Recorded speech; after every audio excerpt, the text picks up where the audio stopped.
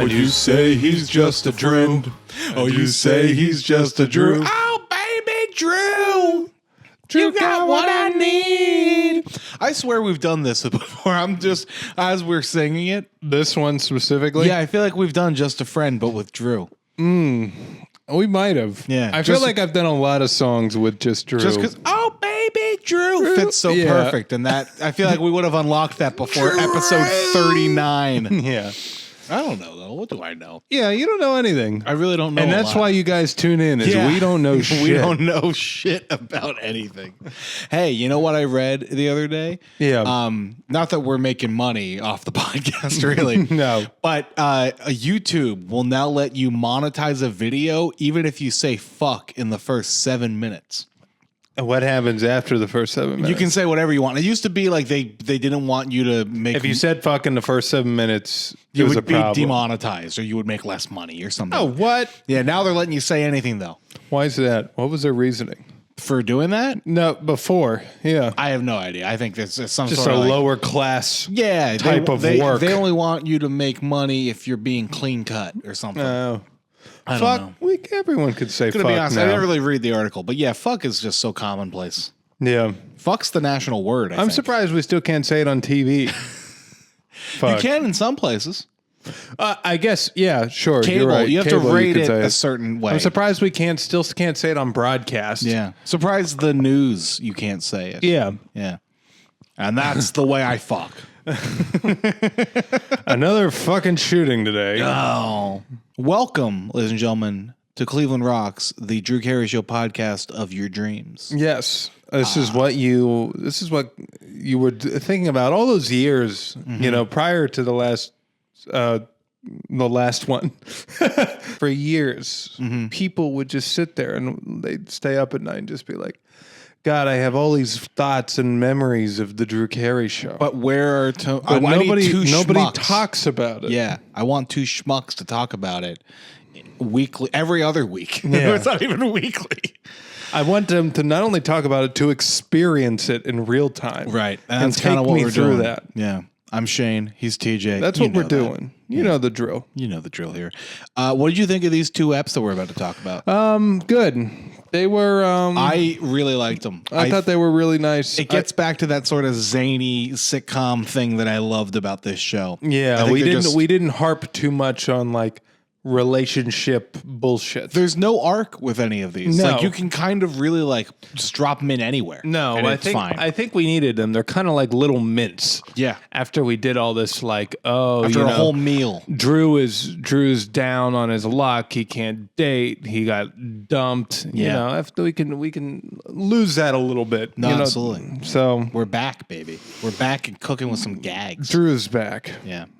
We're almost at the end. I keep saying this. I feel like I've said this for the last 4 episodes, but we're almost at the end of season 3. This is season 3. After like episode 20, we're like, we're almost basically there. Because the other ones, we said this before too. The other ones were like 20 episodes. Now we're at like a 28 episode season, and I can feel myself aging. Yes, but we're almost there. This is episode 25 and 26. Episode 25, Drew's cousin. Yeah. I liked this a lot. I want to just get out of the way at the start. The actress, did you know the actress who plays Drew's cousin? Nikki Cox. Yes, I was unfamiliar. You are not, clearly. Or did you look it up before? Looked it up. Fuck. Yeah, Nikki Cox. What else is Nikki Cox in? I don't know. I saw her names on the description. We're so bad at this. Why don't you look it up? Nikki Cox. While I vamp about Nikki Cox. Yeah. She was clearly trying to play an 18-year-old. She was definitely not 18. So she's right now. She was born in 75. So she's like 50 years old. Yeah. Yeah. But how old would she have been in 1998? 75, 85. So she would have been, okay, so she would have been like 23. Yeah. Yeah. Right? That's, yeah, that could work. That's math. That's math. Yeah. She was on a couple of other sitcoms. She was on the Norm Show, the Norm Macdonald sitcom. She got a pretty big applause break for being just a 23-year-old actress. Unhappily Ever After. Like, she clearly had to have done something before. Yeah, I don't know which one. Unhappily Ever After looks like the biggest one she was on. It was a WB sitcom. the Mallory family of Los Angeles, California, deadbeat father Jack, and I she don't was the know daughter. Any of this? I don't know either. This But show is I just feel we like read Wikipedia now. They That's just what I do. they drop these cameos in and they get these massive applause breaks. And I'm like, I just don't. Although I will say the crowd, it felt like the audience in this ep was pretty on. They were pretty on. Yeah. Like sometimes you can tell when they're recording these, they're dialed in Oh, absolutely. and they're a little like riled up. And that's the thing about like live audiences. You never know what you're going to get. You hope for the best, but you should expect the worst probably. Yeah. Because I think it's also like I mean, you know, I've never been to a sitcom taping, but I imagine like the intricacies of like how the stage flow works and like who's paying attention and who's managing the stage. Like a lot of that plays into the audience keeping its energy. You think it's just the whether or not the warm up comic has a good set? I mean, that plays a part of it. Absolutely. Yeah. That's an important job. But it's also, I think, like, and I only know it from late night, not from sitcoms, but like like if an audience is confused about what's going on between like scenes or acts or things, it can Right. kind of derail, you know? Yeah. So- You want to keep them engaged Right. a little bit. Exactly. And that's, you know, the warm up comic in between things or the stage manager directing and things like that. So, Yeah, sitcom taping would be interesting because you're changing sets so much. Now I know they build the sets laterally, right. where they have like, oh, here's the living left to right, you know, living room, workplace, car, you know, that sort of shit. Car. Most of the time with the car stuff, it'll just be like chairs in the middle, Absolutely, and then yeah, they'll and then a green screen. They'll kind of do the dialogue for the audience. Right. Yeah. But this audience was lit. They were really happy and they really And liked they seeing loved Nikki Cox. Nikki Cox, who Though, I didn't think know. the premise is also just very fun. We start with Drew. The premise is hilarious. We start with Drew in the backyard. He has decided he's going to host the annual cousins barbecue. The cousins picnic. Cousins picnic. I'm sorry. Not a family reunion. No, They didn't not say even specifically family the whole reunion. family. Maybe- just the cousins. I was when they said this, I was like, "Is family reunion like a trademarked thing? Are you not allowed to?" I'm like, "What did you interesting. say?" The cousins picnic is Yeah. so weird the cousins picnic because there were uncles there, right. No, there but was no other- parents. Right.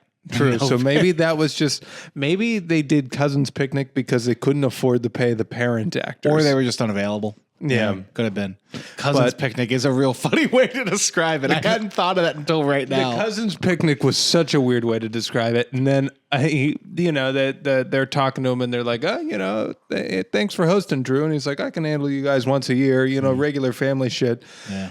His apron. I loved the apron. I clocked it immediately. He's wearing it. It says, "Don't kiss me, I'm your cousin." I want that. Yeah. That's a good apron. Yeah. Yeah.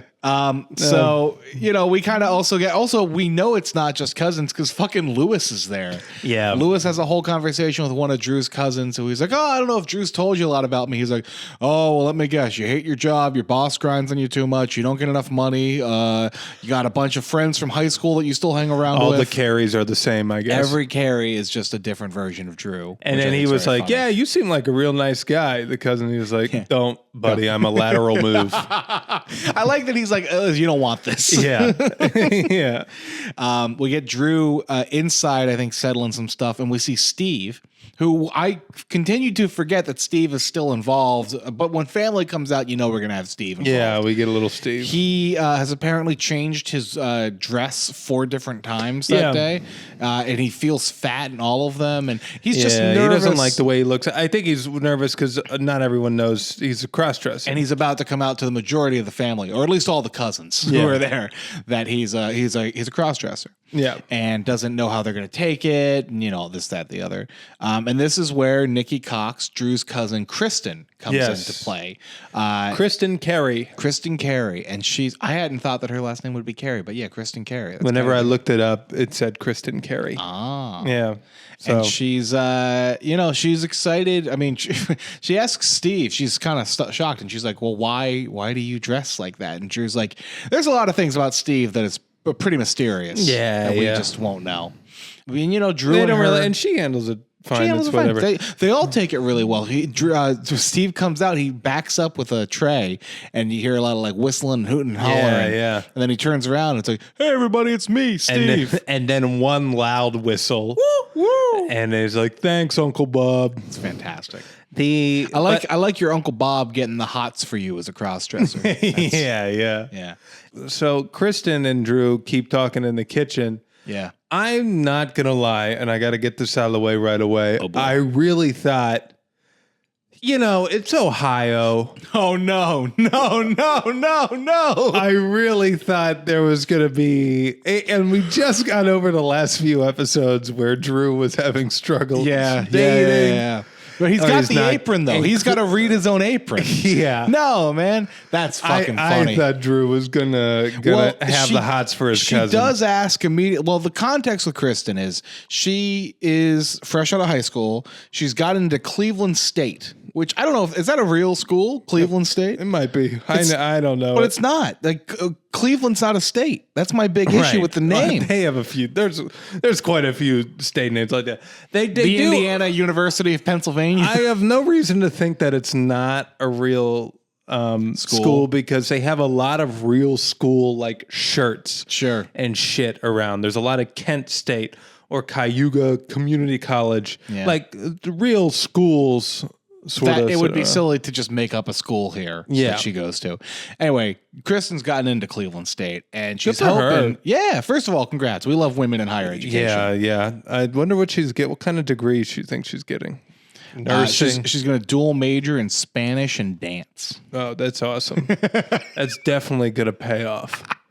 But she's hoping to live in Cleveland and was wondering if her Uncle Drew could take her in, maybe, just to keep costs Was down. this on like a permanent basis? I think didn't understand. Was at least for her freshman year. I thought it was for the summer.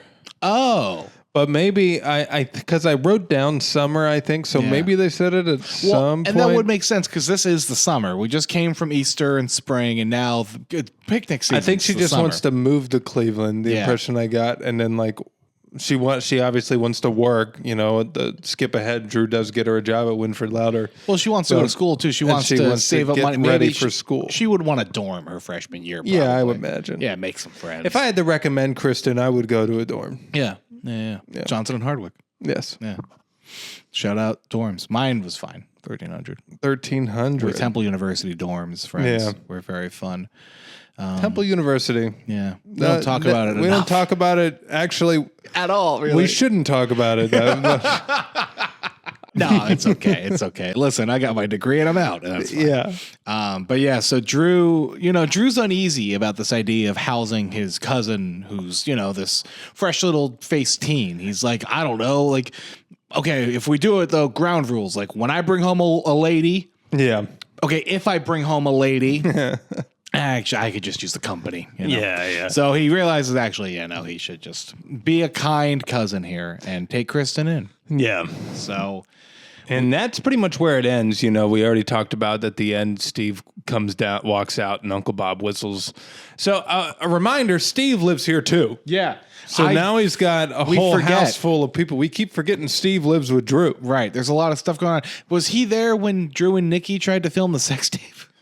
Good question. Where is Steve? He was technical support. Yeah, no. Yeah, he was IT that night. Steve, it's breaking up again. Yeah, it's on the fritz, Steve. We don't get any audio. He's miking them. He's got a lot. He's the boom mic guy actually. But yeah, no. So at the office after the titles. Yes. Drew, we quickly find out had his desk rearranged, and that was done, as Mimi says, by Kristen. Though Kristen got a job. Drew thinks it might be Mimi trying to pull a prank on him. He's unsure how to approach it and this, that, the other. But yeah, no, it's Kristen. Kristen's now working in some capacity at Winford Louder. It was like part-time at Winford Louder. They didn't really, I don't think, talk about what she's doing. Is she the assistant to Drew Carey, who was an assistant something or other? Assistant, a personnel manager. Yeah, assistant to the assistant personnel manager. Besides rearranging Drew's desk, she does bring Mimi a gift. She's trying like, to ingratiate herself. I don't want you to hate me because I'm related to Drew. She quickly picked up on the dynamic. Yeah. Yeah, I think it would be hard not to probably at this point. So anyway, that's she brings her a gift of troll dolls, but they're not just any troll dolls. It's like the Village People troll dolls. Yeah. So you've got got a cowboy and a police officer and a Native American, I assume, and all these. Yeah, Mimi loves it. She loves it. She eats Village it up. people, troll she's, balls. she's setting them up on her computer monitor.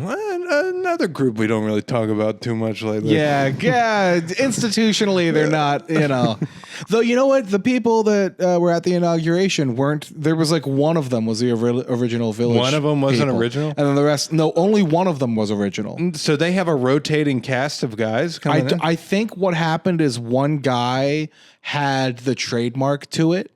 And then he's the one that kept living.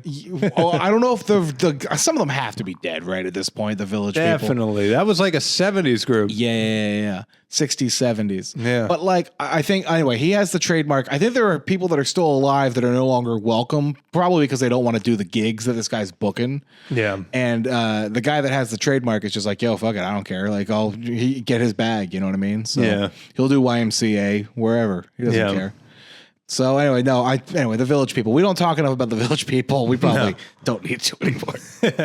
But it's a fun doll gag. We get Mimi singing, in the Navy while she's setting them up. Yeah. And we get Wick coming in. And Kristen is asking Wick where her paperwork is. I guess she proof of employment or something. Proof of employment, so she can send it to get some student loan thing or something. Yeah, she needs to prove her get work. the loan approval so that she can, I don't know, just for school. Something for school. Yeah, whatever. Loan approval. She just needs to prove that she is employed. So Wick asks Mimi, and Mimi is too preoccupied setting up her dolls.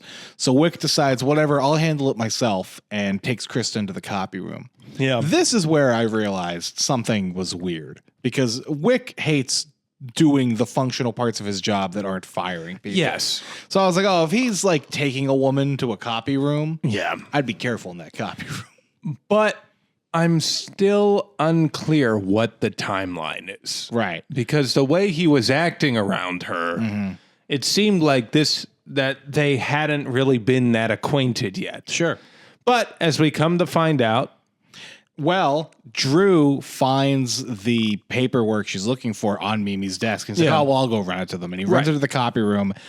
And he sees the two of them passionately kissing, making out, whatever we want to call it. In the copy room. In the copy room. And he's like mortified because that's his 18-year-old cousin. With middle-aged Mr. Wick. Yeah, with that bloke. However old that guy is. Yeah.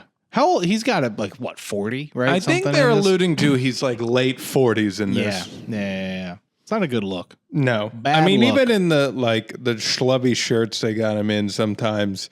Like there was the one where he was in the house at the end of this episode, and it was like this, this half knit, like short sleeve shirt. That was tucked into some pants. And it was like tucked in weird and uneven. It looked like an old man's body. And the pants looked high as well. Yeah, I felt like they were doing an intentional, this is an old guy. Right. He's a very old man. Yes. Who's out of his element. God. But he's also very much in his element because he's able to pick up an 18-year-old. We find out Kristen's in with it. She's cool with it. It's consensual both ways. And like you say, the timeline on this is weird. How long has she been working there? Yeah, how long has this been happening? When did this happen? I mean, it must be recent if she's looking for proof of employment. Yeah, but this can't be like this. It's not your first trip to the copy room and all of a sudden this happens. That's your first. Oh, don't you remember your first trip to the copy room? Your first trip to the copy room, and within 10 seconds, you're just all over Nigel Wick. I don't know, but anyway, he is charming. Not really. No. I guess to her, what do you think it is? Do you think it's the accent? Do you think it's the man in power, or do you think she just likes an older guy? I think she just likes an older guy. I think just sometimes my follow-up when question, you're like 18, you're into that. My follow-up question, why this older guy? Yeah, I don't get it. Cleveland must be full of old guys. He has old money though. He comes from old money. That is true. Yeah. So and position and power. Yeah, that's true. I don't know. Anyway, young. Drew's freaking out, and they come up and they're like, "Oh, we want to explain." And she's like, "Drew, this is no way to handle it." And she was like saying, she's very mature for her age. And Wick remarks. Wick is like, "And I'm very immature for my age." Yeah. and he like kind of spazzes out and goes into his office, and she storms off. So it didn't end well, but like they got a point. Yeah. Mr. Wick is a child, and she does seem very mature. Yeah, they balance each other nicely. Yes, So for being an 18-year-old and dating a middle-aged something. man. Yeah. Middle management, middle age. I guess he's not middle management really. Nah, he's management. He manages the store. Yeah, he manages the middle. But So then we go to Drew's kitchen. Drew is avoiding Mr. Wick making phone calls, essentially. He's like trying to get a hold of him and just explain the situation. He doesn't want to hear it. He's cooking. We get the gang walking in. Yep. And Kate has one of my favorite lines here where she's like, so where's Lolita? Clearly word has gotten around about the situation. And I don't think anybody's really thrilled with it per se. Yeah. They are all kind of disgusted and confused. I do just want to say they're all kind, and they take and they like trash it a little bit, right? And they take an opportunity to trash Kate in the meantime. I want to just say here also that she is an 18-year-old woman. Like I'm not saying it's the best. No, but she is an adult. She's an adult. They beat you over the head with the fact she's 18. Yeah, she's an adult. I think it would have been way worse, obviously, if she wasn't. But it's also like I don't know, like let the woman live. God damn it, a little bit. Oh, this isn't like a Lolita or a Manhattan situation. No. So anyway, Kristen does come down, and Kate tries to have a woman-to-woman, heart-to-heart with her. Yeah. And like you said, Lewis sort of shits on Kate, and he's like, oh, yeah, basically, don't do anything she did. She's done everything. Yeah, this is the perfect person to talk to. She's made every single mistake. That's right. Slept with absolutely everybody. I forgot. Every idiot. Oswald's right there. I forgot because she's been so steady with Jay and then Oswald and things. Like when we started this sitcom, she was like kind of like supposed to be this she's around and she's got all these crazy boyfriends. And, remember when she breaks up with Jay and she's going to all of her exes' houses and like yelling shit and or throwing whenever stuff at Drew him? had to defend her honor against some fucking carnival loser. some Carney guy. No. Was it a Carney guy or am I think making it was that a up? Carney guy. No, he looked like a Carney guy. That's why he was in town. But that's also just like a guy in Ohio. People don't understand. Carnivals are actually the number one employer in Ohio. Yeah. Yes. It's some places it's universities or Walmart, but in Ohio, it's carnivals. Local carnivals. Yeah, we're working the carnival this year. Yeah, I'm the pierogi guy. Yeah, I'm doing the twirly thing that you get on and it makes you sick. They call that the gravitron, right? Yeah. Do you ever go on one of those? I clean puke out of the gravitron.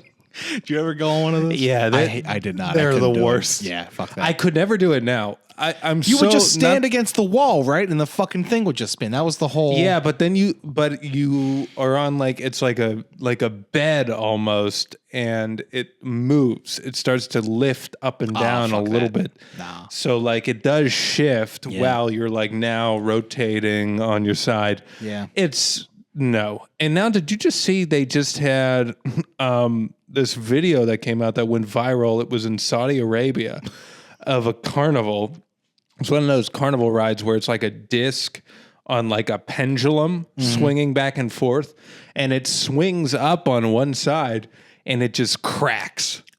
No. And then it just falls, and then it swings back. It's still partially attached, so it swings back and it hits the other side of it. Jesus. And it hits the post, and nobody died. Yeah. But 23 people were sent to the hospital, and I don't know, 6 of them were critical. I don't know if those numbers are exactly correct. Don't fact check me. But where do you stand on are you a ride guy? I just did Disney a couple back in July. I love rides, but I'm not doing carnival rides. Right. I don't fuck with the ones that are because you also see there was this other viral video years ago where it was one of those carnival rides that spins around vertically and turns you upside down, and it was tipping. Yeah. And then you had 20 people go up and start to hold the ride down. Yeah. If the ride is not in the fucking ground. Yeah, I'm bad. not riding Well, it. that's these things. They're so because they're just traveling carnivals. They just fucking they just drop them plant in wherever they can. Walmart parking lot. I've learned to like roller coasters a little more as I I've love gotten roller older. coasters. But That's the one. I used to go down. I still go down. My family goes down the Jersey Shore every so often, and there was like if I say the salt and pepper shakers, does that make sense to you? There was a ride where it's like two little capsules that you would go in, and then it would spin, and you would rotate upside down, and you would come back down. Yeah. I once went on one of those, and for whatever reason, I used to like them a lot, but for whatever reason, I had like the most nauseous experience in my life. It's the spinning. And I think with old age, it's no. This was young. I was like 14 or some shit. Whoa, no, and no. I was panicked. I think it was claustrophobic. Like I couldn't really move. So I was like banging on the window, asking my family to let me out. And my fucking uncle was like, nah, he likes it. Look, he's so excited. And he paid for another round. So they were like, oh, nope, you're covered, buddy. And they didn't even get me off the next one. And then I went around again. Your uncle just bullied the shit out of you. Yeah, my uncle, he didn't even realize. He thought he was being a nice guy, but he fucked my shit up real hard. Oh, man. Yeah, I love you, Fran. He's also my godfather. Anyway, a lot of trauma dumping there for you folks. Love that. Yeah. No, I think it's the spinning for me. Anything like that, I cannot do. I won't. If I go, I know you were just in Disney. Like most of those rides, if it's like around and around in a circle, I will not do. Yeah. If it's a roller coaster, or even like a motion simulator or stuff like that, Yeah. good. Get me on there. I'm fine. I But, like a roller coaster. You bitch out at the teacups. Like you can't. Yeah, the teacups will ruin me. I love that. Hell yeah. Yeah. This is a one more weird thing. My dad can't ride. My dad hates roller coasters. My dad can't ride a train if he's sitting backwards of the direction the train's going. Oh, I'm not that person. Yeah. I never understood that. I will ride a train if there's I just want a seat. Yeah. I'll absolutely. take whatever seat. Right. Yeah. Some people are like that though. They're like they will refuse to ride it back. Now, don't get me wrong. If I get on a train and I pick the seat, If you have an option. and I didn't know which direction, because sometimes you just get on mid-train, Yeah. and you don't know which direction it's headed. I know this. Maybe this sounds crazy to people who don't get on a train at like Penn Station. Well, but can I ask you? But like Penn that's Station true. in New York is underground. Well- and they'll just drop you in the middle of the train. And if the train's already there, you don't necessarily understand which direction it's headed. And they have seats facing both ways. It's also generally the first or last stop at Penn Station specifically. Most of the time when I'm getting on a train, I'll see it pull into the station. right. Right. But yeah, on other stations you So won't. it's always just kind of sitting there, and you just get on. And then if it starts going the backwards way, I'm a little disappointed. Sure. I'm like, fuck. I didn't want to go this way. They should sell discounted tickets if you sit on the backwards If you sit on the seats. backwards part. Yeah. So after all of this, Lewis is like, ripping her, and Kate just goes, you know what? Don't listen to me. Apparently, I'm a giant whore. So that's gone through. We hear a knock on the door, and Kristen and Drew sort of fight to get to the front of it because they know who's going to be behind that door. Right. It's Wick. It's Wick. Wick shows up, and he has flowers in hand. Yes, and he wants to get Drew's Yeah, approval. he brings up the very classic, like, no, we're going to do this the right way. I'm going to get your family's approval. He's dressed real nice here. He's got like a nice sport coat. Yeah. He's ready to make an impression. And he gives as much as he can. He gives Kristen the flowers, and then he sits down and he talks with Drew. Yeah. It's like weird, the dynamic of it, because I expected it to start with like, it's not just a physical thing. But no, we go right into the physical nature of their relationship. And like, he's like, we've only gotten to second base. I do like and then Drew's follow up is Cleveland second base or New York second base. Yeah. And I don't know what that is. I don't know what Cleveland second base I can is. assume, but I'm just like trying to think, what would Cleveland second base be? I don't even know, man. Is there a third breast that they have out there that I don't know about? Cleveland second base is just like, I don't know, tighter clothes, just like sitting on a lap. It's a camisole. Yeah. I have no idea what it could possibly be. But I do like the idea. Because, New York would absolutely be maybe boxer shorts. Interesting. Yeah. Dry humping. Yeah. Yeah. Cleveland second base is just dry humping. But and then New York second base is fisting. Yeah, no, absolutely. New York second base is I can't top fisting, unfortunately. I'm sitting here thinking how I top fisting. You really, you don't top fisting. You bottom fisting. No. Thank you very much. Oh, God damn it. But yeah, no. So they talk about like, how far they've gone and everything. And then if I remember correctly, he's also like, yeah, no, but I think we do like each other and we appreciate, like, he's trying anything. I don't know. Yeah. Yeah. He's trying his best. He's trying to, convince Drew to let him date his cousin. Frankly, Drew doesn't have much. Like, Drew has some leverage, but not really. It's not his, daughter. It's like not his daughter. She's 18. She lives in his house. Right. Who cares? And also, this is your boss. Yeah.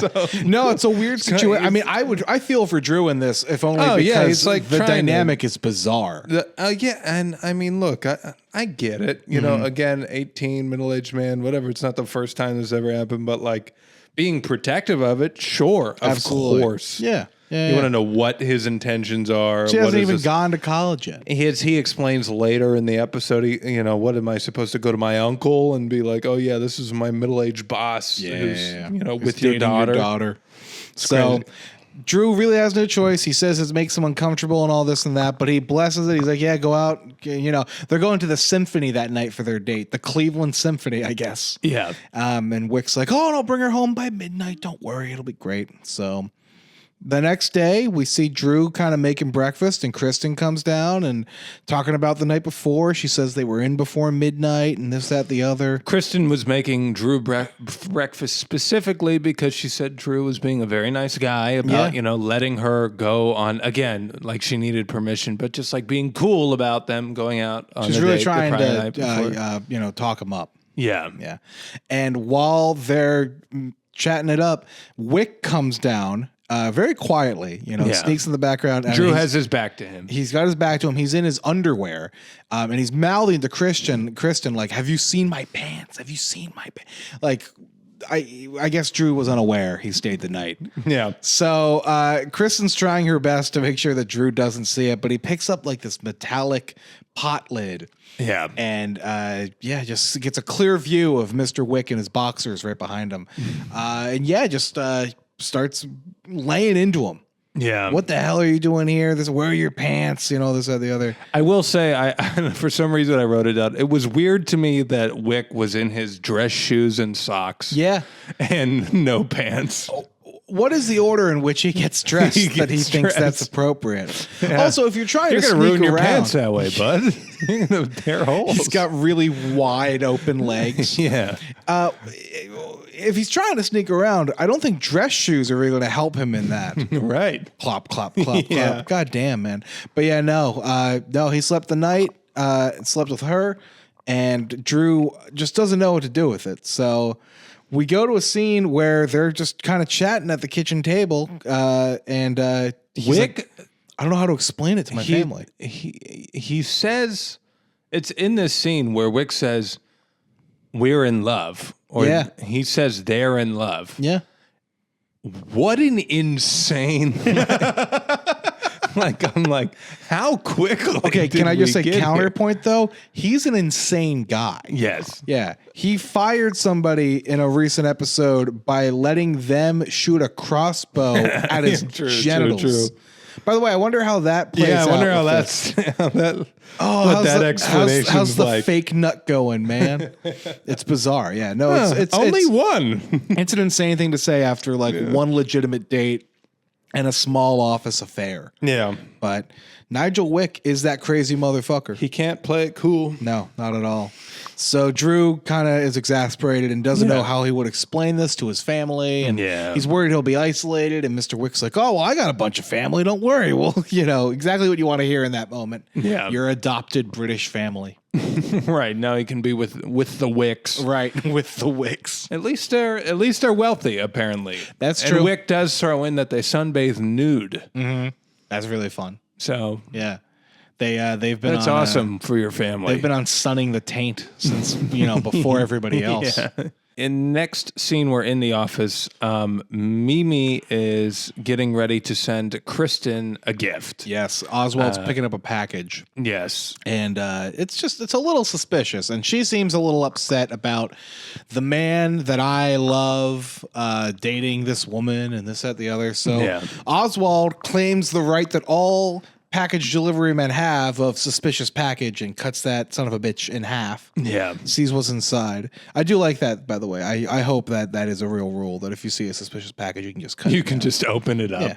For no reason. I'm sure that the mail people the UPS guys want to be opening packages. Opening everybody's packages to see what's inside. Everyone's suspicious package. Yeah. Well, that's why they got the pay raise, right? That's why. Yeah. You guys wanted a pay raise because you're now you're also doubling security. as bombs diffusing robots. Remember, it's blue wire, then red wire. Yes. Have a great day. Yeah. So he opens the package, and inside, it's just a cute little teddy bear. And he's holding it up, and he looks like, oh, it's adorable. And then suddenly we see like this red laser light just right in the middle of his forehead. Yeah. And a slow like beep, beep, beep. I really thought it was going to be a bomb. Same. Yeah, I was like, oh shit, she actually put a bomb in a box. Or well, in my head, once it was a red light, I was like, is it just gonna like shoot him in the face? Well, it didn't shoot bullets, but it did shoot something because Kate is there and tells Oswald to turn it around. It's about to explode. And she turns it right as Mr. Wick is exiting his office. And a bunch of blue ink just shoots starts all over squirting and shoots all over Wick. Yeah. Gave me big fat liar energy. Paul Giamatti. Yeah. You ever I see that haven't one? seen it. You never seen Big Fat Liar? Nope. Ah, fuck out of here. I don't know what to tell you. I'm sorry, guys. It's all right. I hate to disappoint. He doesn't really get shot in like with blue ink so much as Frankie Muniz and Amanda Bynes dye a pool with blue. Oh. And then he gets out of the pool and his whole skin is stained That's blue. funny. It's a fun bit. Blue Man Group. Yeah. No, literally. But it's Paul Giamatti. It's Academy Award nominee Paul Giamatti. Shout out Paul Giamatti. He's the best. I know the guy that moved his mattress There you into go. his apartment. Yeah. And I don't know him. I met him once at a bar. What size was the mattress? It's a king memory foam. Hell yeah. It was up like a 4-floor thing in Brooklyn. Hell yeah. Yeah. Paul Giamatti doesn't even have an elevator building in Brooklyn. No. So what was a walk up? At least he had to walk the mattress up. Maybe sometimes the mattress doesn't fit in the elevator. Oh, that's true. That's true. Yeah. Yeah, that's just a hardworking man then walking those stairs. Yeah. Anyway, so Wick actually takes this well, though. yeah, he's in such a good mood because he's in love. Yes, he's in love. He just like laughs it off and he's like, thank you. We're all going now, we're all going to live a little longer now that we left. Like some bullshit like that. And then he walks away and then Kate and everyone like goes over to Drew, who now walks in the scene. They're like, Wick is nice now. Yeah. What the fuck is going on? And he's like, Drew just doesn't like any of this. He doesn't know what to do. Yeah, he's at his wit's end. Yeah, at his Wick's end. Ah! And you know who else is at their wit's end is Mrs. Louder, who comes down and sees everybody sort of laughing and is like, fun time's over, get back to work, disperses all of them, and then she talks to Drew. Yeah. She's got an issue with this relationship. And yes, of course, it is the issue you think she would have. Not that Wick's dating an 18-year-old, but that he's too happy. He's lost his edge. He's not firing people with the same sort of glee that he used to. Yeah, he's not the bastard that I hired, she says. Yeah. And she puts this on Drew basically to be like, listen, it's your cousin. You have to end this relationship. Or else, you're going to get fired. Yeah. Which is such a fucked up thing. Classic. Drew didn't ask for that. That is a classic Mrs. Louder, though. Let's just throw Drew into the fire here. Yeah. He has to figure it out. Yeah. He's really good with social dynamics, as we learned with the relationship counselor. So the next episode, we're at the house, and it's actually weird here, the beginning of this scene, because we get a call to the Carey house. Now Lewis is just there. Yeah. Lewis is just there alone at Drew's house. He just showed up for I don't know what the fuck. He's just pop around. in, whatever. He's around. As we established with the beginning scene, he's very close with the Carey family. Yeah. So when he sees somebody calling, he picks up the phone. He picked up the phone. He said, Kristen's mother? Yeah, Drew's not here. I'll take a message. It's Kristen's mother. And basically, it's all fine. The mom's just checking in, and then he does throw in a line there. there says she's been boning up on her English. Yeah, when asked how she's doing. But I don't she's think Mom boning picks her up English. on what that is. And then that's it. But the next part, I think, is also weird. Yeah. Because it's the first time I feel like we have Lewis interacting directly with Mr. Wick. Right. With nobody else around. Mr. Wick knocks on the door to see Kristen, and Lewis answers it on behalf of the house. The Carey house. And he lets him in. He goes, okay, well, my first question is, have you no shame? Yeah. He's trying to understand how Wick can sleep at night. Yeah. Dating Knowing this he's dating an teenager. 18-year-old. Yeah. Yeah, so he wants to understand how he can just date this. Be comfortable doing Yeah, this. be comfortable dating a teenager. And then at one point, Wick's like, jealous, huh? And then Lewis is like, yeah, a little bit. So, okay, whatever. Lewis isn't going to be the guy to give anybody a lecture. No. Lewis dresses... but I thought it was absurd that they were even just like interacting together. And I don't know why it was so weird to me. Kristen comes down the stairs. Right. To meet Nigel. Right. And Drew also comes in at this point. And Drew walks in the back door. And he's like, oh, what do you want? And he, it's weighing on him that he's got to figure out how to end this. Yeah. So Kristen is, they're talking about what they want to do. And Wick's like, oh, I think we go out tonight. And Yeah. she explains that she has plans with friends. And not just any friends. It's two guys that she's going to go to school with. Yeah, some that she met Cleveland at the State gym. guys that she met at the gym. So big hunks. Yeah, and again, I just want to bring up that like they made Wick seem really old looking in this. They like tucked that like half knit shirt into some slacks that were hiked way up. They're really trying to be like, okay, he's ancient clearly old man. because he's like, oh, I'll come along, or I'll like, it'll be my treat. I'll pay for the night, and she's like, no, I don't think you'll fit. Like, right. Well, he's like, oh, do you think I'll be that I won't fit in? And she's like, no, I don't think you'll like it.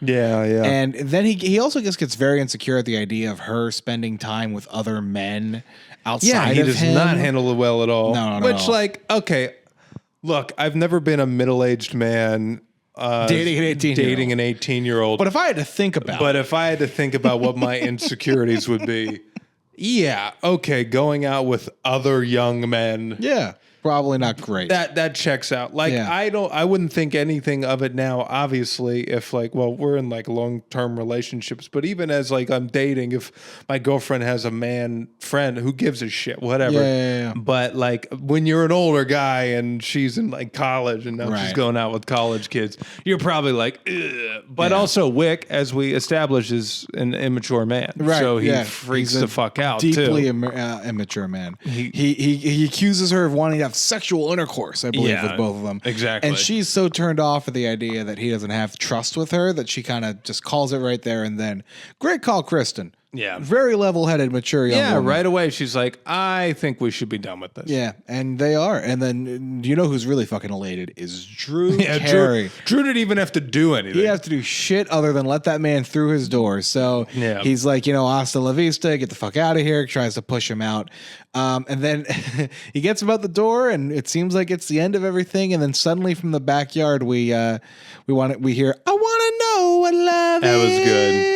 And Wick is up there on the pool table. I want you to holding a show CD me. player. Yeah, very a la like Say Anything, right? The boom box in his hands. Definitely. Drew yells at him for getting shoes on the pool table. Wearing his street shoes on the pool table, which I was like, so they're pool table shoes, are there? Oh. I was like, so you have other shoes you'll permit on the. He said street shoes. I wonder if it's the 5-fingered shoes, you know what I mean? Or the 5-toed shoes, those weird little grippers. Yeah. Street shoes.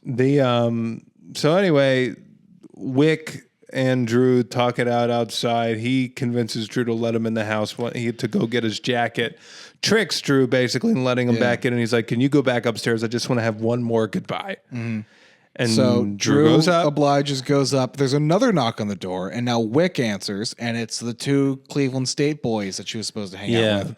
And they're like pissed. Yeah, they're like, Kristen called us over, says that, this Englishman is giving her a hard time. Are you that guy? And Wick then launches into an accent, which I can't. It's just South, I guess. It's Southern, generic Southern. And he's like, do I sound? Let me tell you, boys, I don't know what you're talking about. That bloke's up there yelling at her right now. And then you hear Drew bang on the door. Bloke's English. Bloke's I know, English. but maybe if he's trying as a slang, Yeah. no, but that would tip it. You're right. But anyway, Drew's banging on the door, and you hear her, Kristen, let me in. And they buy it hook, line, and sinker. And these two tough guys go upstairs, and Wick splits out the house. Yeah. And we hear Drew go, "Oh, hi, are you?" And then he gets socked in the face. We don't see it. But it's a very fun audio. And then the credit scene. Yeah, we go to the credit scene. We got a resolution to this whole thing. Yes. The two guys leave looking battered and they're torn limping apart. down the stairs. Yeah.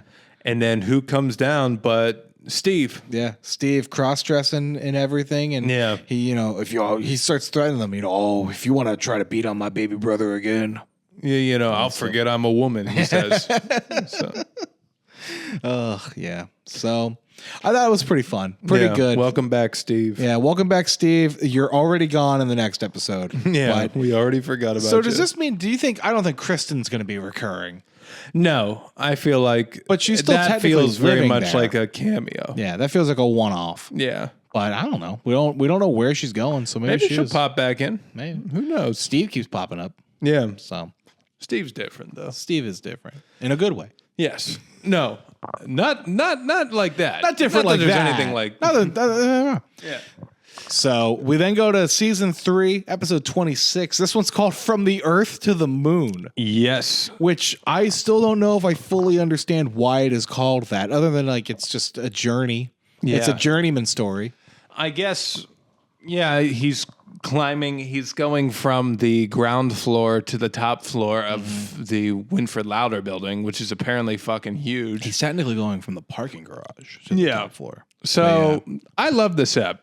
I loved it too. It takes place over 15 minutes, basically, or 20 minutes. Yeah. So it's a real time episode, basically. Yeah, as close as they've ever gotten to doing it real time. I just thought that was great. So it opens up. They're pulling into the parking lot. Yeah. And this time, they do these carpool scenes. We haven't seen one in a long time. I was going to say, it's the first one we've seen probably since season 1. This is the first time I feel like we've seen one, and it's like, oh, they shot this in a real car in a parking garage. Absolutely, yeah. Because they didn't do this on the green screen or anything. So they were in a real car. They pull up. It's Drew, Kate, Mimi, and Wick all clammed together. And Wick gets a call on his phone.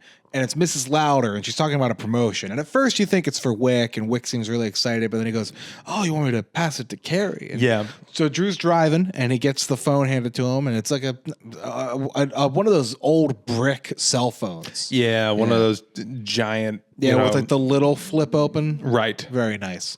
So he takes it, and Mrs. Lauder is offering him. Did you put those in your pocket? Where the fuck did you put those? I don't know. I know very early on in this podcast we talked about car phones. That didn't look like a car phone, though. No. That looks like an honest to God cell phone. Where did you phone. put those big ass cell phones?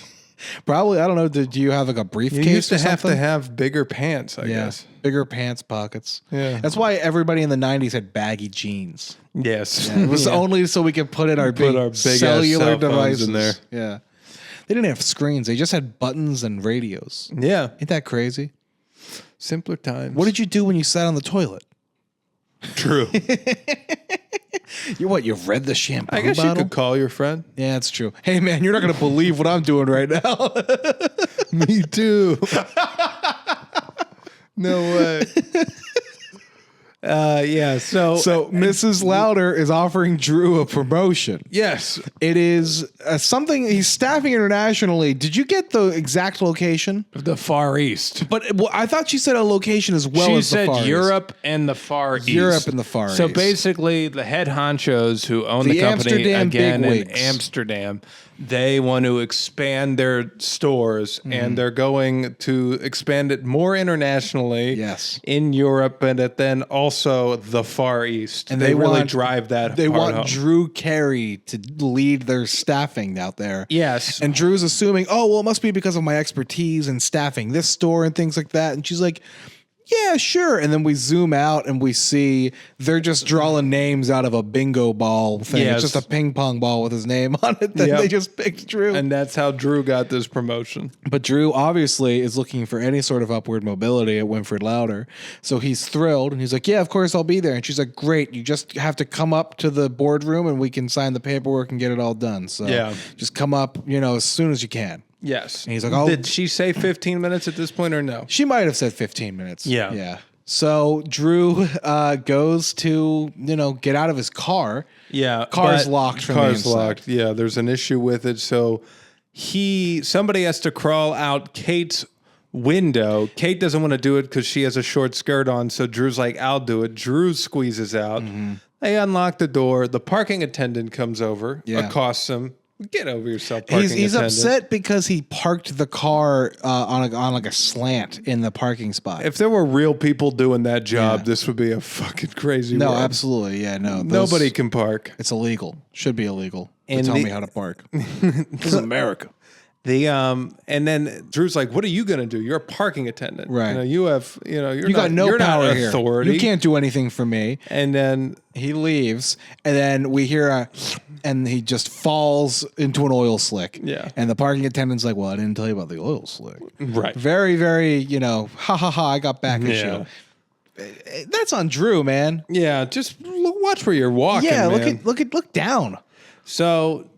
After the title sequence, we cut to the ground floor of Winfred We're Louder. In the base of Winfred Louder. The clock is on. Drew's got to get upstairs. Obviously, he's now covered in oil on half of his body. Yeah. So he's like, I got to get a new shirt and I got to get a new jacket. This is annoying, but whatever. Picks out some stuff.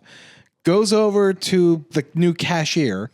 Yeah. We know he's new because he's like, oh, Drew, hi. And you're here to test me. Right, exactly. He thinks he's being tested because it's like, I guess, his first or second day on the job. Yeah. And Drew's like, nope, not a test. Just eat this stuff, please, as soon as you can. I got to go. We learned that this cashier is very sustainable to stress. Yes. He crumbles under pressure, and he thinks that this is a real test, and he's worried he's going to fail it, and he just sort of cries, and runs out of the office, or runs out of the department store. Right. Yeah.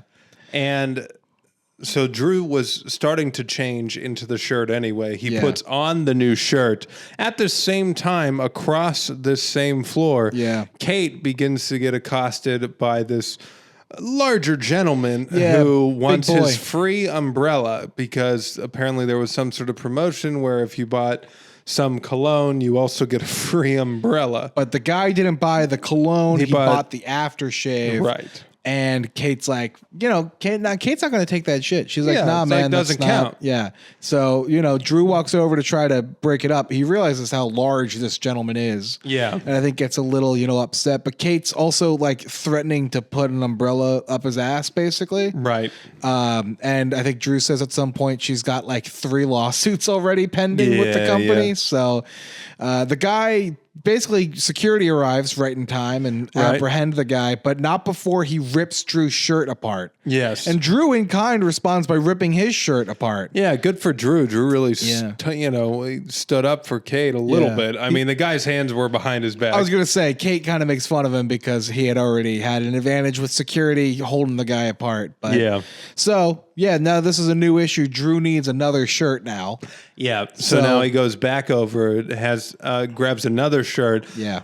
Asks the guy, the cashier who has returned to his spot, and he's like, "Can you ring me up for another shirt?" Mm-hmm.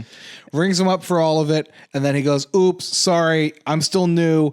I overcharged you a bit. Just a bit. Yeah. $3,000 for all of this shit." And Drew's like, "Oh, we'll just clear it and void it out and let's do it again." The guy's like, "I don't know how to void it. Yeah. I don't know what I'm doing." And Drew's like, And then the guy is like, "What if you just pay for it and then we get you we'll get you reimbursed over the next 6 months. In the next 6 months."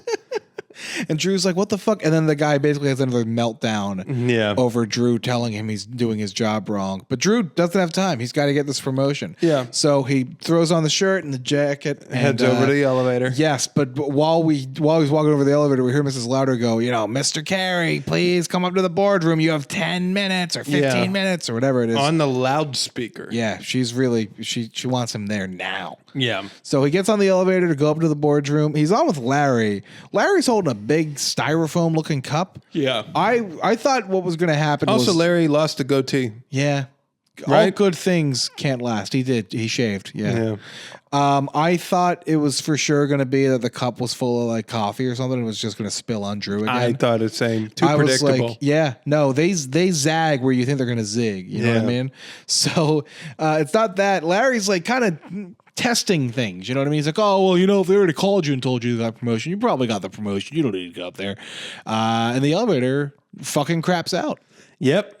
Yeah. Larry jinxes it ostensibly. He's basically like, you deserved it. Nothing's going to go wrong now. Nothing but clear skies for you. And then whole thing stops. And now Larry admits that, like, well, he was headed to the bathroom, so this sucks for him too, because he really had to pee, because that latte or whatever the hell he drank in that styrofoam cup is running right through him. They do try to get on the phone with, I don't know, whoever, a maintenance to try to fix the elevator. Yeah. And they tell them originally 2 to 3 hours, which is crazy. That's insane. But what's crazier? What the fuck are they doing? Yeah, well, it's a big department store. How is elevators broken not your priority, though, with people stuck in it? Right. I agree. I think it's nuts. But so does Larry, who basically tells him to get off his fat ass and turn off the Jerry Springer and come on over and do your job. And they just hang up on him. They don't take kind to all of that. Nope. I think Drew says, "How about now we call your boss and make fun of his religion or something, or your supervisor."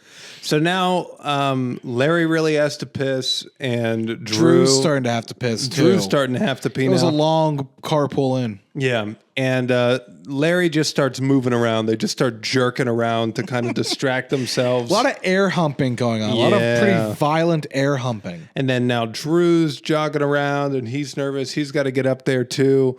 And then eventually Larry's like, screw it. We're in the elevator. We're stuck. What are they going to say? And they turn around and they both start to pee. Do you remember the vessels? Does Drew take the empty cup?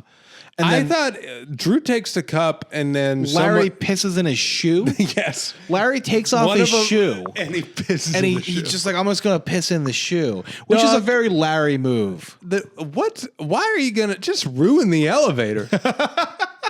You gotta ruin your shoe, man. Man, but the thing is, the scent's gonna linger with Drew. Drew can't go up to the boardroom smelling like piss. What does Larry care about? Also, wait, no, the piss is still gonna smell in the shoe. Yeah, but it's not on you in the way that it might be if you. Larry must have spare shoes somewhere in there, because if that's your only pair of shoes, you don't pee in it. Well, yeah. First of all, yes, Larry's got non-piss shoes, but also maybe that's just the good pissin' shoe. You know what I mean? Maybe he knows. It's like the patent leather shoes that you rent with a tuxedo. You know nothing's gonna drip out of it. Absolutely, it's sturdy and it's reliable and it's ready to be pissed in. So while they're in the midstream, I would say, the elevator opens back up and it's broken now, but they're met by a crowd of people trying to get on, including Mimi. Yeah. Mimi makes fun of them for, peeing in the elevator, and then they run out because Drew's got to get going here.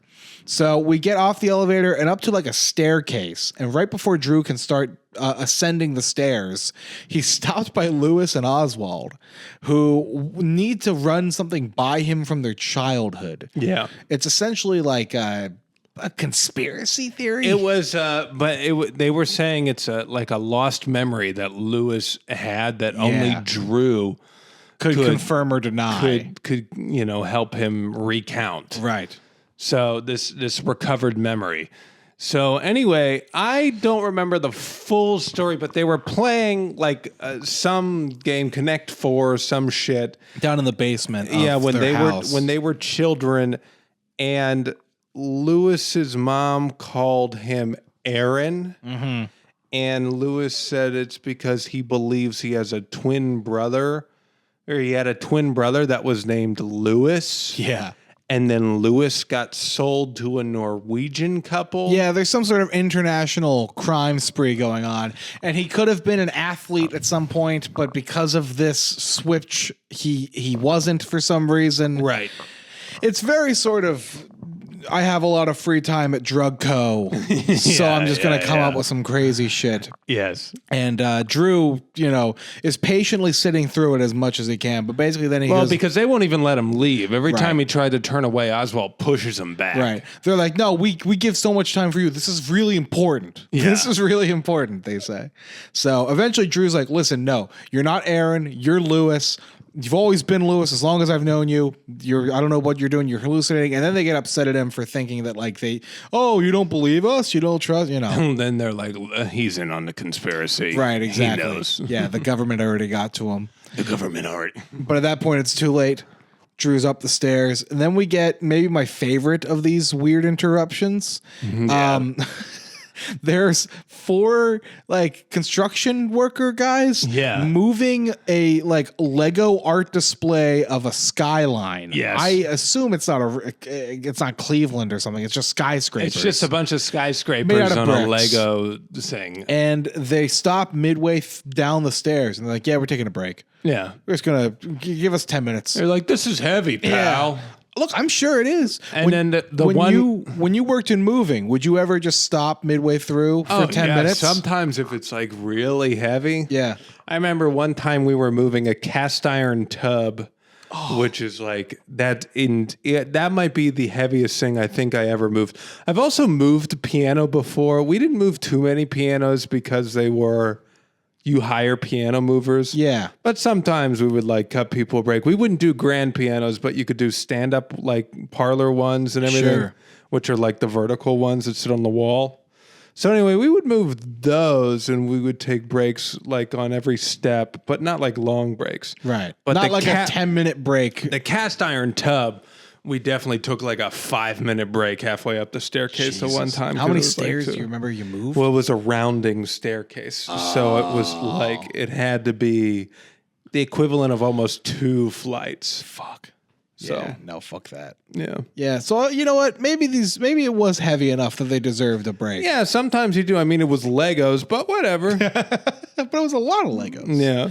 Anyway, they're taking a break. I like on the break, the guy's like, yeah, but you got to let me take my break. I got to involve a nice menthol smoke or whatever. Yeah. And he whips out a menthol cigarette. And I'm like, can you just smoke and win for $1 here right now? Did he call it mentholized or something? Yeah, mentholized. Yeah, I was like, he just made an adjective out of that. I'm like, that's not how that works. That's not. He made that up for sure. I was like, that does not absolutely exist. Positively. So Drew basically just won't take this for an answer, and he's like, well, listen, I'm gonna channel my inner hero Godzilla and do what he would do in this situation. And we get this, Drew is a monster scene, basically, where he takes the skyscrapers apart and throws them down, and very King Kong-esque here. Yeah. Sort of just throwing everything around and then climbing through and continuing up the staircase. These guys just what the fuck do we do now? But they don't really care. Miss Louder, in the meantime, keeps counting down on the loudspeaker. Yeah. Mr. Carey, you have 10 minutes. The promotion train is leaving the station. Yes. So, really adding Which I'm tension. why does this have to get done right now? Because she's got places to be and things to do. I don't know why they had to. It just started. It has to be done by 9:15. I can't explain why rich old women do the things they do, but they're crazy. You understand? So anyway, get to the next floor. We're seeing floors of Winfred Louder we don't see very often. I do think this one was just a replica of the last, right? It wasn't, looks similar. It's very similar. But we're on another flight of stairs, and Drew walks by this pretty attractive blonde woman. Yeah, who we might have seen before. I don't remember. I doubt it. I don't remember. I know there's a woman that he regularly asks out. Yeah. In Winfred Louder. I don't know if this is the same actress. Well, it must be, because we do get him being like, oh, she's like, oh, where you going, Drew? Don't you want to? He's like, oh, yeah, I forgot to ask you out today. You want to go out? No? Okay, well, bye. See you later, because he's rushing. And she goes, oh, actually, today might be the day that I say yes, and gets Drew's interest involved. And she's like, my boyfriend just broke up with me, and I don't know, I'm just looking for somebody to console with, and this, that, the other. Yeah. Drew's flabbergasted at this Right. whole thing. He's trying to make plans for not 10 minutes, right? Not right now. Anything after the 10 minutes, you know. She's like, no, it's got to be right now. Again, women setting terms that I just don't understand. Yeah, what the fuck happened? Why? Yeah. She's just like, I'm really lonely, and then he's like, what about later? And she's like, oh, I'm gonna curl up in bed with a Good book. Yeah. Poor Drew, man. Drew's just watching this chance go by. Yeah, and then Drew's like, he just breaks down. He starts to cry. Yeah, he's and like, then that turns her off immediately. yeah, she's like, what happened to men these days or something? Yeah. So yeah, Yeah, what happened to men these days? And then Drew said some line like it was 72 with Bowie and somebody. oh, Ziggy Stardust. Ziggy That's Star- where men were allowed to cry. I think that's probably right. Yeah. Beautiful album. Beautiful album. Yeah. Drew loves his rock and roll, man, Drew, he is a music head. through and through.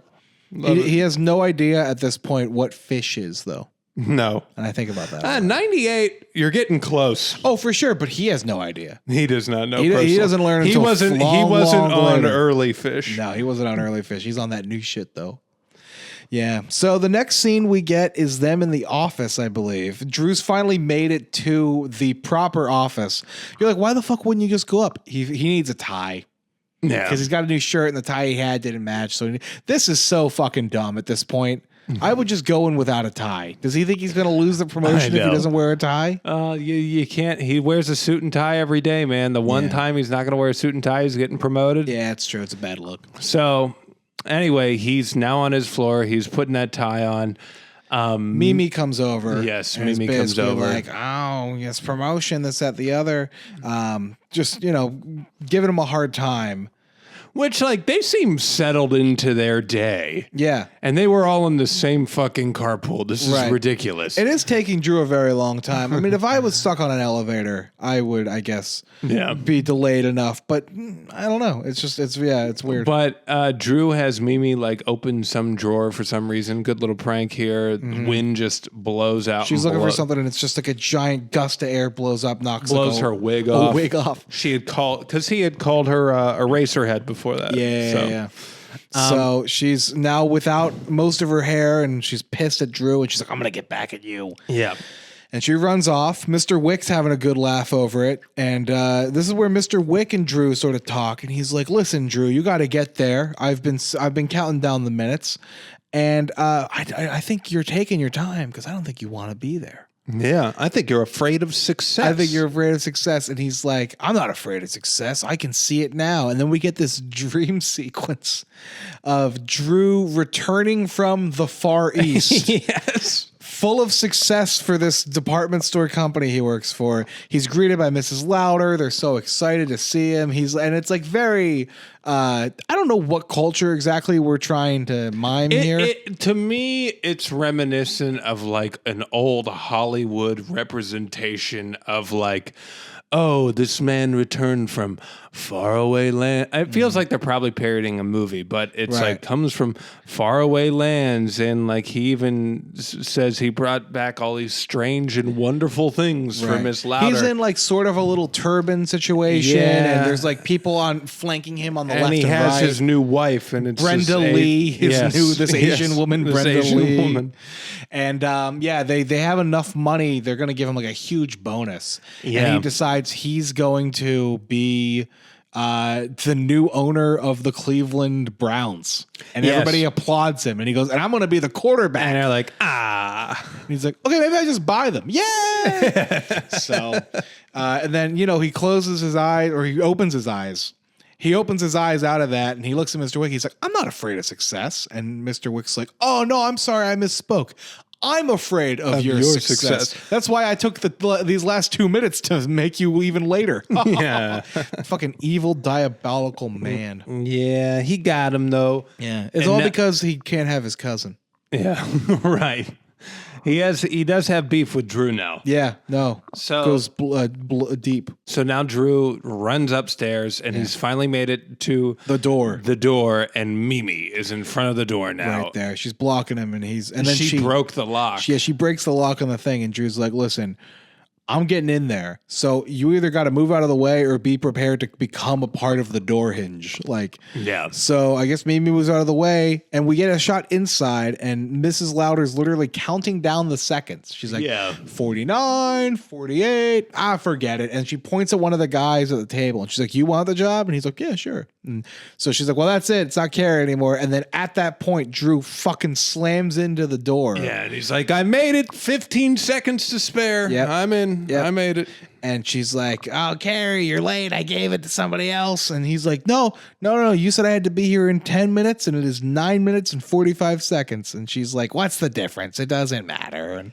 And then Drew loses it. Yeah, he launches into this real big thing This about was how a big moment for him. it's huge. He goes off on all of his bosses, basically. He's like, you never cared about me in this place. You can't, you know what? I'm going to quit. You can all go to hell, this, that, the other, point He them had all some out. like dig it louder right away. He was like, I don't know how you behaved before the earth cooled. Oh, yeah. Yeah. Yeah, And then he old Cretan lady. just completely tells her off. Yeah. And then she was like, I don't know. She was like, I don't know what happened, but like your balls dropped. You got the job. Yeah. Basically is what she says. Congratulations. His impassioned rant. All he had to do to unlock success was just be a giant asshole. Yes. And his Be mean. Yeah, Be a little mean. Be a little cutting. Yeah. And he did it, goddammit. He really did. So, yeah.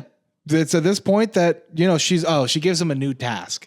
And the new task is you have 10 minutes to go back down to your desk, grab the paperwork, and then bring it back up. Yeah. So Drew bolts out of the room. I really thought they were gonna like the button was gonna be he fucks this up. Yeah, I thought so too.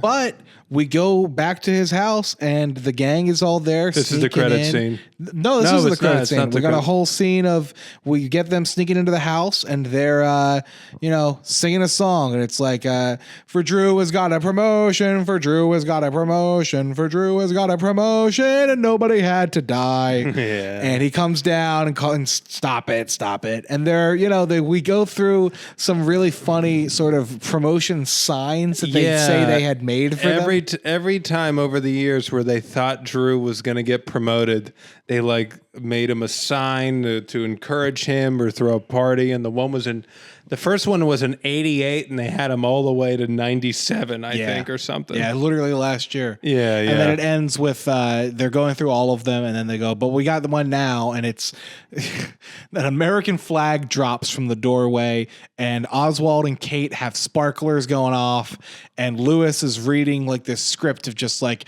now Drew Carey can go from middle management to another middle management position, middle class to more middle class. Yes. Like the American dream. Yes. And it's funny. And it ends with, Drew's like, you guys, my rug's on fire. And they think it's a metaphor.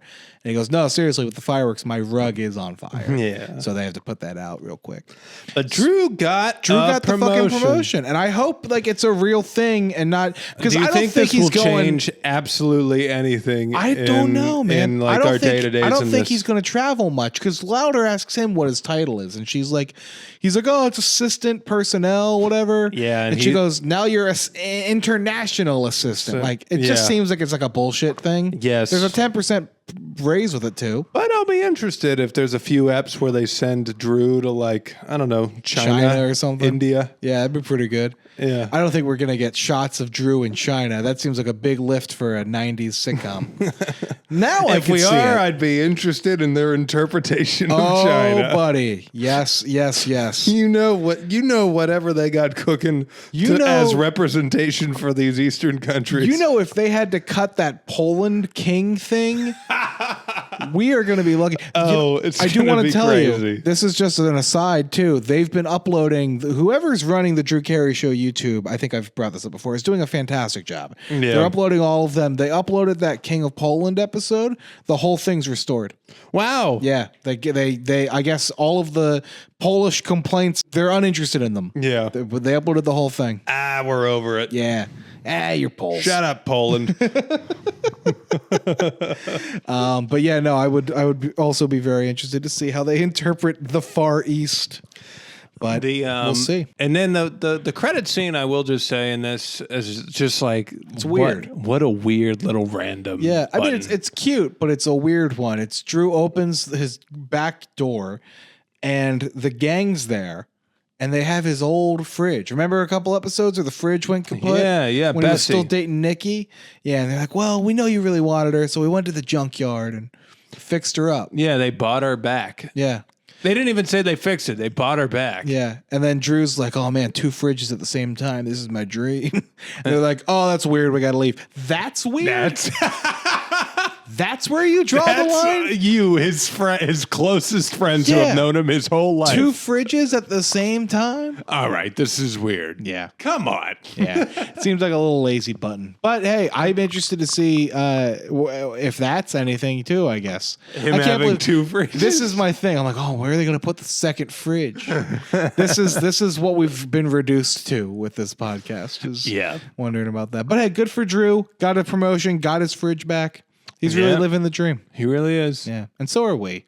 We are. Yeah, we're gonna be doing this until the The day end we of time. die. And you're going to be right there with us. Yes. Thank you for listening. As always, if you want to subscribe to the YouTube, it is youtube.com/@Cleveland Rocks Podcast, Instagram.com/Cleveland Rocks Podcast. Email us, clevelandrockspodcast@gmail.com. Yeah. Give us a rate on whatever app you listen to. Please, just let us know. Give us appreciate it. reviews. Yeah. Write in. Let us know that you're Let us alive. know you're out there. Yeah. That's it until the next one. Later. Bye, guys.